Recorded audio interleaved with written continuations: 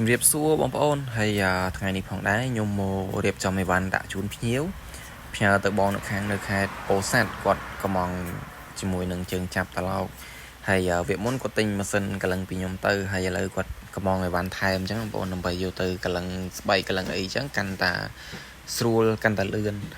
ហើយខ្ញុំតឡើងជូនគាត់មុននឹងខ្ញុំដាក់ផ្ញើទៅគឺខ្ញុំធ្វើតេស្តសិនអញ្ចឹងបងប្អូនចង់ដឹងថាយើងចាប់នៅលើម៉ាស៊ីនកលឹងហាតូចកលឹងទៅស្រួលប៉ុណ្ណាត្រង់បានប៉ុណ្ណាអញ្ចឹងណាអញ្ចឹងបងប្អូនអាចមើលជាក់ស្ដែងបានការតឡើងរបស់ខ្ញុំចាប់ទៅគឺត្រង់ភ្លឹងអញ្ចឹង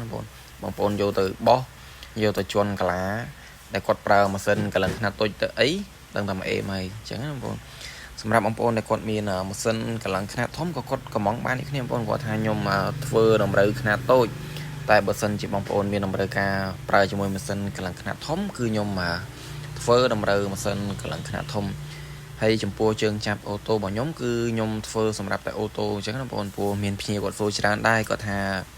ជើងចាប់ហ្នឹងយើងអាចប្រើជាមួយនឹងប្រភេទចង្កឹះលេខបានអត់អញ្ចឹងណាគាត់ថាខ្ញុំធ្វើហ្នឹងគឺធ្វើតម្រូវតាមប្រភេទអូតូ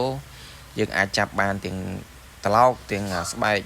ហើយឥឡូវខ្ញុំមកធ្វើតេស្តជាមួយនឹងអញ្ចឹងណាបងប្អូនអញ្ចឹងបងប្អូនអាចមើលបាននេះការ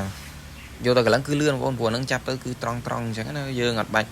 ពួរប្រភេទម៉ាស៊ីនកលឹងខ្នាតតូចបើសិនជាយើងអត់ប្រើជើងចាប់ទេយើងរៀងពិបាកដោះដើម្បីចាប់ប្រើជាមួយម៉ាស៊ីនកលឹងខ្នាតតូចបន្តិចតែបើយើងធ្វើជើងយើងកលឹងមានភាពងាយស្រួលអញ្ចឹងណា